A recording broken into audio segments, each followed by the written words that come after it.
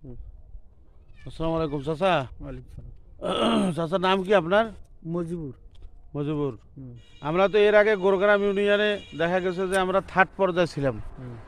এইবারের নির্বাচনে কি অবস্থা দাঁড়িপাল্লার? মানে থার্ড পোস্ট ওইটা দেখা যাবে না। জি বলেন। এলে তো ডাকাতি করে নিছে, ডাকাতি করে নিছে এইটা না? তো জীবন ভর আমরা জানি এনার বাপ যখন দাঁড়াইছে জি তখন থাকি সেকেন্ড প্রতিদ্বন্দ্বী করে গেছে নৌকার সাথে।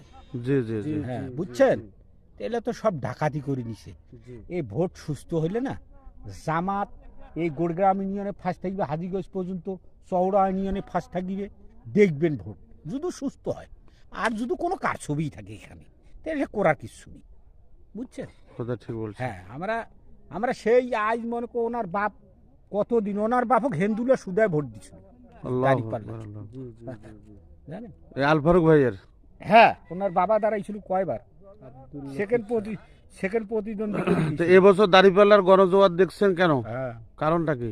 না দাঁড়িপাল্লার কোথা হয়েছে কি, নৌকা ওই আসাদুজ্জামান নূর আসছিল, আমরা তো এখন নাঙ্গলত ভোট দিছি, জি তখন থেকে তো ওই আসছে মাইসিকার লোকটা ভালো ভোট দাও, ওই নাই আমার ভোট নাই, আমরা এইবার দাঁড়িপাল্লা, আমরা ধানসির ভোট কোনোবারও দিইনি জীবনে।